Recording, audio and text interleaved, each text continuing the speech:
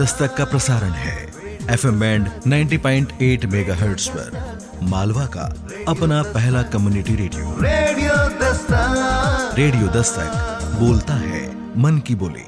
नमस्कार दोस्तों, आप सुन रहे हैं आपका अपना और उज्जैन का पहला community radio radio Dastak 90.8 FM। इस वर्ष हम आज़ादी का 75वां अमृत महोत्सव मना रहे हैं, यानी कि हमारे देश को स्वतंत्र हुए पूरे 75 साल हो चुके हैं। इस आज़ादी को पाने के लिए हमारे देश के अनगिनत वीरों ने अपनी जान की कुर्बानी दी है। हमने आज तक बहुत सारे ख्यातनाम स्वतंत्रता सेनानियों के बारे में जाना है, लेकिन ऐसे कई गुमनाम वीर नायक भी रहे हैं जिन्होंने देश की स्वतंत्रता में महत्वपूर्ण भूमिका निभाई। यह भी हमारे नायक ही हैं, लेकिन ये गुमनामी के अंधेरे में रहते हुए देश की सेवा का कार्य करते रहे। हालांकि जहाँ तक त्याग और तपस्या की बात की जाए तो इन्होंने सुप्रसिद्ध लोगों से कम बलिदान नहीं दिया। इन्होंने कभी इस बात की चिंता नहीं की कि वे प्रसिद्ध हुए या गुमनाम बने रहे। तो दोस्तों, रेडियो दस्तक 90.8 FM पर शासकीय माधव विज्ञान महाविद्यालय के सहयोग से प्रसारित कार्यक्रम आज़ादी के गुमनाम नायक में हम आपके साथ साझा करेंगे ऐसे ही 75 गुमनाम वीर नायकों की कहानी। इस कार्यक्रम का उद्देश्य आप सभी श्रोताओं को उन गुमनाम वीरों के त्याग और बलिदान से अवगत कराना है और उनके जीवन के बारे में जानकारी देना है।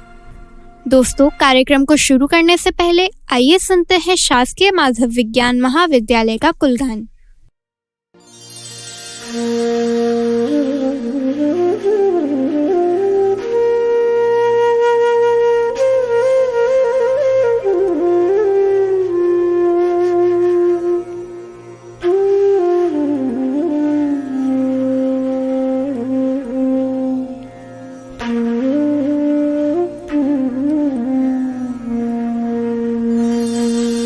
कालिदास की पावन भूमि है शिक्षा का धाम। 64 कला सीखने आए स्वयं यहाँ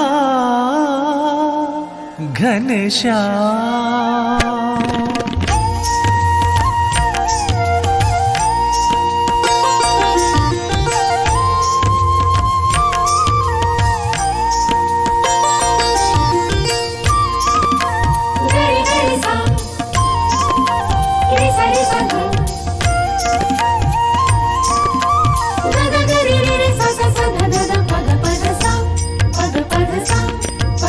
महाकाल वन में विद्या का मंदिर मंगलमय है माधव विज्ञान महाविद्यालय तेरी जय है।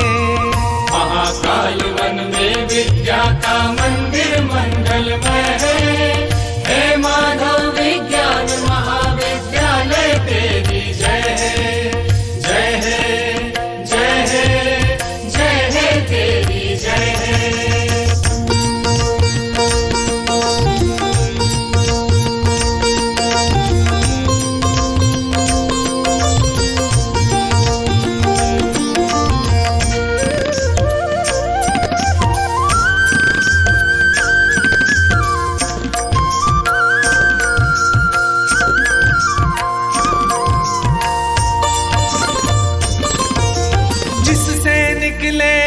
समूची दुनिया में बिखरे हैं, जिस परिसर में लाखों बच्चों के जीवन निखरे हैं।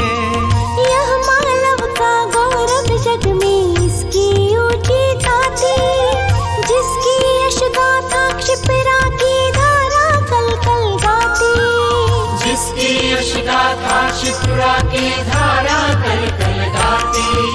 सेवा भाव समर्पण शिक्षा की जिसमें एक लय है माधव विज्ञान महाविद्यालय तेरी जय है माधव विज्ञान महाविद्यालय तेरी जय है।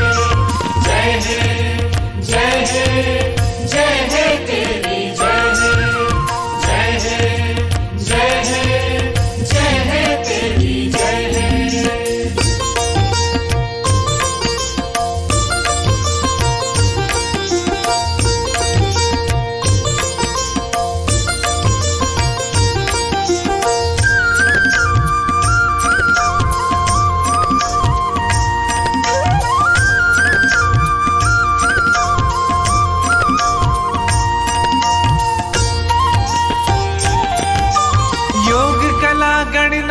दिखलाता नूतन अनुसंधान यहाँ, गायन वादन समरसता है संस्कार विज्ञान यहाँ। भव्य सिंधु जो ज्ञान बिंदु की लहरों से शोभित है, जिसके सत्यम ज्ञान मनंतम पर दुनिया मोहित है। जिसके सत्यम ज्ञान अनंतम पर दुनिया मोहित है। विक्रम कुल में सरस्वती का जो पावन आलय है माधव विज्ञान महाविद्यालय तेरी जय। हे माधव विज्ञान महाविद्यालय तेरी जय। महाकाल वन में विद्या का मंदिर मंगलमय है माधव विज्ञान महाविद्यालय तेरी जय। महाकाल वन में विद्या का मंदिर मंगलमय है। हे माधव विज्ञान महाविद्यालय तेरी जय। जय है जय है जय है तेरी जय। जय है जय है जय है तेरी जय। ये है आपका अपना उज्जैन का पहला community radio, radio Dastak 90.8 FM। सुनेगा उज्जैन, बढ़ेगा उज्जैन। दोस्तों, अभी आपने सुना शासकीय माधव विज्ञान महाविद्यालय का कुलगान। यह कार्यक्रम मध्य प्रदेश के उच्च शिक्षा मंत्री डॉक्टर मोहन यादव जी की प्रेरणा और मार्गदर्शन तथा महाविद्यालय के यशस्वी प्राचार्य डॉक्टर अर्पण भारद्वाज जी और कार्यक्रम के संयोजक डॉक्टर शोभा शोचे जी के अथक प्रयासों और उनकी टीम के माध्यम से ही संपन्न हो पाया है। आइए शुरू करते हैं हमारा विशेष कार्यक्रम आजादी के गुमनाम नायक। ये है आपका अपना उज्जैन का पहला community radio, radio Dastak 90.8 FM। सुनेगा उज्जैन, बढ़ेगा उज्जैन। नमस्कार, मैं रेडियो दस्तक 90.8 FM के केंद्र पर डॉक्टर रतन भामरा, इसी भारतीय ज्ञानपीठ स्कूल का पूर्व छात्र और साइंस कॉलेज का अंग्रेजी का प्राध्यापक हूँ। जो आज़ादी का अमृत काल चल रहा है, उसके तहत आज़ादी के गुमनाम नायकों के विषय में एक श्रृंखला चलाई जा रही है। उसमें मैं अपने कुछ विचार क्विट इंडिया मूवमेंट पर प्रस्तुत करना चाहता हूँ। सन 1942 में क्विट इंडिया मूवमेंट की घोषणा गांधी जी ने बम्बई में अगस्त क्रांति मैदान में की थी। जो अंतर्राष्ट्रीय परिस्थितियां ऐसी बन गई थी कि जो द्वितीय विश्व युद्ध हुआ था, अंग्रेजों ने हम लोगों की मदद ली थी ये कह करके कि इसके बाद में आपको आज़ाद किया जाएगा। लेकिन जब अंग्रेज ब्रिटेन और फ्रांस जो है बुरी तरीके से जर्मनी के द्वारा पीटे जाने लगे, तो भारत में एक नया जोश पैदा हुआ कि इन लोगों को हराया जा सकता है। जर्मनी की मदद जापान कर रहा था और जापान भी एक तरीके से वैसी ही शक्ति था जो कि काबिज होना चाहता था ब्रिटेन जर्मनी की मदद से। इसीलिए कांग्रेस को समझ में आ गया कि जापान को भी किसी प्रकार से कोई मदद करने की आवश्यकता नहीं है, ये भी एक तरीके से इम्पीरियल पावर है। तो 7 अगस्त को जब अगस्त क्रांति में मैदान में बम्बई में इस प्रकार की घोषणा की गई, इसके बाद में अंग्रेज़ों ने दमन चक्र चालू किया। सारे कांग्रेसी नेताओं को 8 अगस्त सन 42 को गिरफ्तार कर लिया।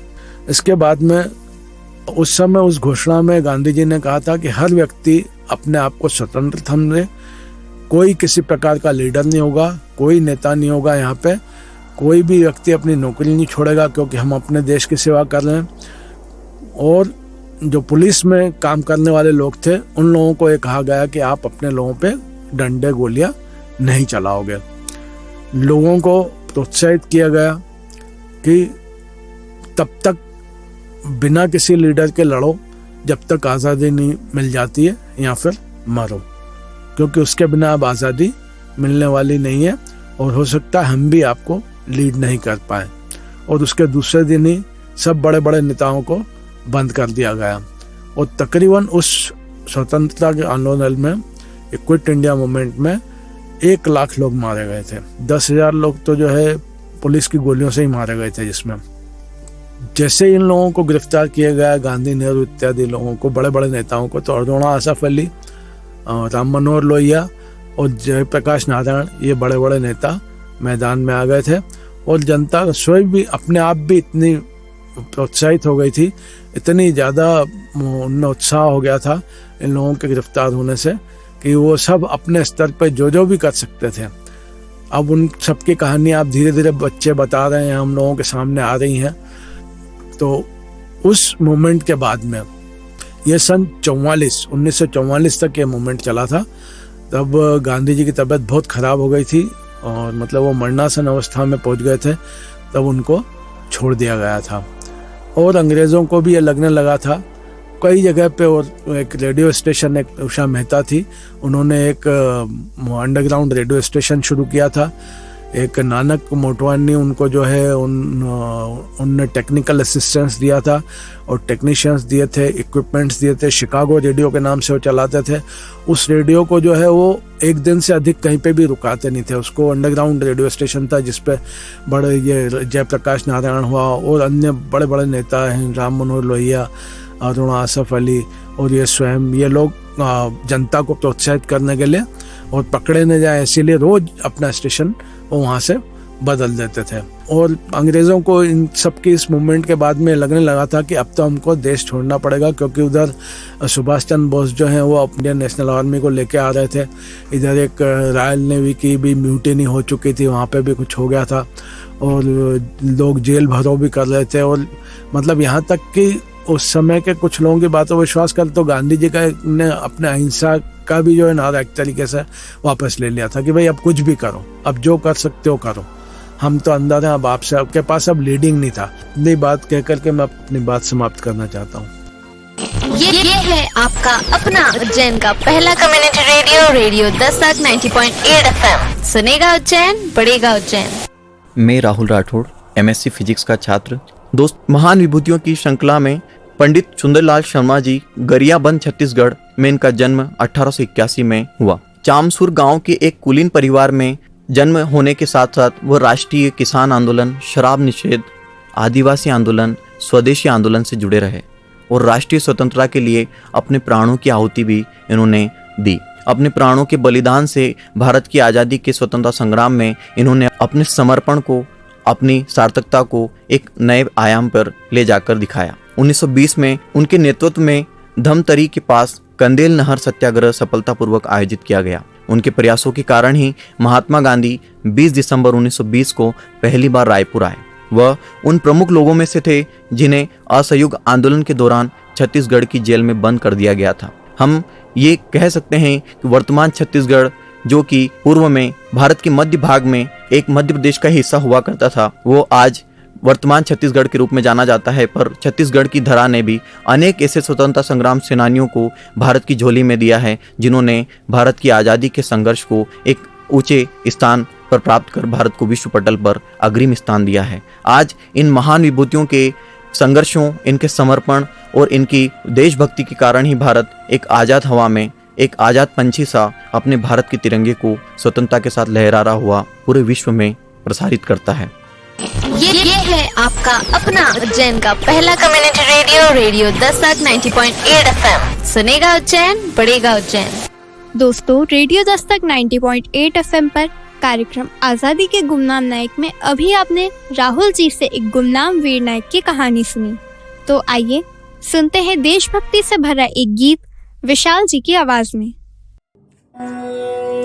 हे जन्मभूमि भारत, हे कर्मभूमि भारत, हे वंदनीय भारत, अभिनंदनीय भारत। जीवन सुमन चढ़ाकर आराधना करेंगे, तेरी जन्म जन्म भर हम वंदना करेंगे, हम अर्चना करेंगे। महिमा महान तू है, गौरव निधान तू है, तू प्राण है हमारी, जननी समान तू है। तेरे लिए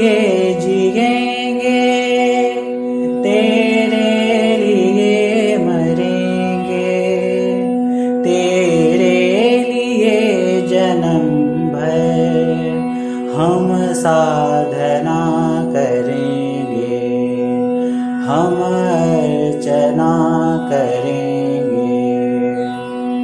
जिसका मुकुट हिमालय जग जगमगा रहा है, सागर जिसे रतन की अंजुलि चढ़ा रहा है, वह देश है हमारा, ललकार कर कहेंगे। उस देश के बिना हम जीवित नहीं रहेंगे, हम अर्चना करेंगे। जो संस्कृति अभी तक दुर्जेय सी बनी है, जिसका विशाल मंदिर आदर्श का धनी है, उसकी विजय ध्वजा के हम विश्व में चलेंगे। सुर संस्कृति पवन बन हम कुंज में बहेंगे, हम अर्चना करेंगे। शाश्वत स्वतंत्रता का जो दीप जल रहा है, आलोक का पथिक जो अविराम चल रहा है। विश्वास है कि पल भर रुकने उसे न देंगे, उस ज्योति की शिखा को ज्योतित सदा रखेंगे, हम अर्चना करेंगे, हम साधना करेंगे, हम अर्चना करेंगे। ये है आपका अपना उज्जैन का पहला community radio, radio Dastak 90.8 FM। सुनेगा उज्जैन, बढ़ेगा उज्जैन। आप सुन रहे हैं रेडियो दस्तक 90.8 FM पर कार्यक्रम आजादी के गुमनाम नायक। दोस्तों, कार्यक्रम में आगे बढ़ते हुए आइए सुनते हैं एक और गुमनाम वीर नायक की अमर गाथा राहुल जी की आवाज में। ये है आपका अपना उज्जैन का पहला community radio, radio Dastak 90.8 FM। सुनेगा उज्जैन, बढ़ेगा उज्जैन। मैं राहुल राठौड़, MSc फिजिक्स का छात्र, आज आप सभी के सामने एक और सुंदर नाम देखते हैं, जो कि बिकाई जी कामा। महाराष्ट्र की वह धरती जो लोकमान्य तिलक के लिए, महादेव गोविंद रनाडे जी के लिए जानी जाती है, उस धरा से इनका जन्म होता है। ये एक अत्यंत धनी पारसी व्यवसायी परिवार में जन्मे बिकाजी कामा ने अपनी प्रारंभिक शिक्षा बॉम्बे में प्राप्त की, एक ऐसे माहौल से प्रभावित होकर जिसमें भारतीय राष्ट्रवादी आंदोलन जड़ जमा रहा था। वह कम उम्र में ही राजनीतिक मुद्दों की ओर आकर्षित हो गई। 1885 में उन्होंने एक प्रसिद्ध वकील रुस्तम जी कामा से शादी की, लेकिन सामाजिक राजनीतिक मुद्दों से उनकी भागीदारी के कारण दंपति के बीच में मतभेद पैदा हो गया। वैवाहिक समस्याओं और अपने खराब स्वास्थ्य के कारण, जिसके लिए चिकित्सा की आवश्यकता थी, कामा जी भारत से लंदन चले गए। यहीं लंदन में बिकाजी कामा दादाभाई नौरोजी से, जो भारत के विराट पुरुष कहे जाते हैं, उनके साथ मिल उनके आदर्शों से प्रेरित होकर स्वतंत्रता आंदोलन में उन्होंने अपना स्थान एक प्रकार से बड़ा बना लिया। वह श्यामजी वर्मा, लाला हरदयाल जैसे अन्य भारतीय राष्ट्रवादियों से भी मिलने लगी और जल्द ही आंदोलन के सक्रिय सदस्यों में एक मिसाल बन गई। उन्होंने स्वराज का प्रचार करते हुए इंग्लैंड में भारतीय समुदाय के लिए पुस्तिकाएं प्रकाशित करना शुरू किया। मार्च फॉरवर्ड, हम भारतीयों के लिए, उन्होंने इस वाक्य को निडरता से कहा। उन्होंने अमेरिका का भी दौरा किया, जहां उन्होंने ब्रिटिश शासन के दुष्परिणामों पर भाषण दिए और अमेरिकियों से भारत की स्वतंत्रता के लिए समर्थन करने का आग्रह किया। यह धरा, जो कि अंग्रेजों की गुलामी की जंजीरों से जकड़ी हुई थी, इन महान विभूतियों में से बिकाजी कामा ने देश ही नहीं विदेश में भारत की स्वतंत्रता के लिए संघर्ष की एक अग्रिम कड़ी के रूप में ये दादा भाई नौरोजी के साथ में, लाला हरदयाल जी के साथ में इन्होंने भारत की अग्रिम स्वतंत्रता के लिए काम किया। मैडम बीकाजी कामा 22 अगस्त 1907 को विदेशी भूमि पर भारतीय ध्वज फहराने वाली पहली व्यक्ति बनी। जर्मनी के स्टटगार्ट में अंतर्राष्ट्रीय समाजवादी सम्मेलन में झंडा फहराते हुए उन्होंने अंग्रेजों से समानता और स्वायत्तता की अपील की, जिन्होंने भारतीयों पर कब्जा कर लिया था और भारतीय उपमहाद्वीप को अपने कब्जे में लिया हुआ था। यह धरा भारत की ही नहीं, भारत की स्वतंत्रता के साथ में भारतीय उपमहाद्वीप में जो देश थे उनके लिए भी संघर्षों में एक अग्रिम कड़ी साबित हुई। हम ये देख सकते हैं कि इन महान विभूतियों ने जिस प्रकार से देखा गया, इनके संघर्षों से भारत के हर नागरिक के मन में एक आज़ादी की भावना की लहर जागी और उन्होंने भारत के स्वतंत्रता संग्राम में ऐसी महान विभूतियों के संघर्षों को आत्मप्रेरित कर आगे बढ़ने की शपथ ली। ये है आपका अपना उज्जैन का पहला community radio, radio Dastak 90.8 FM। सुनेगा उज्जैन, बढ़ेगा उज्जैन। आप सुन रहे हैं रेडियो दस्तक 90.8 FM पर शासकीय माधव विज्ञान महाविद्यालय के सहयोग से प्रसारित कार्यक्रम आजादी के गुमनाम नायक। इस कार्यक्रम की श्रृंखला में हमने अभी तक कई गुमनाम वीर नायकों के बारे में जाना और आगे हम ऐसे ही कई और गुमनाम वीरों के बारे में जानेंगे। अगर आपके मन में कार्यक्रम को लेकर कोई भी विचार या सुझाव हैं, तो आप हमें भेज सकते हैं रेडियो दस्तक के व्हाट्सएप नंबर 9406894068 पर और साथ ही में आप जुड़ सकते हैं रेडियो दस्तक के social media accounts Facebook, Instagram, Twitter, ShareChat और यूट्यूब पर। दोस्तों, समय हो चुका है आपसे विदा लेने का, लेकिन हम फिर मिलेंगे आजादी के गुमनाम नायक कार्यक्रम के अगले एपिसोड में कुछ और वीर नायकों की कहानियों के साथ। तो सुनते रहिए आपका अपना और उज्जैन का पहला community radio, radio Dastak 90.8 FM। सुनेगा उज्जैन, बढ़ेगा उज्जैन। ये है आपका अपना उज्जैन का पहला community radio, radio Dastak 90.8 FM। सुनेगा उज्जैन, बढ़ेगा उज्जैन।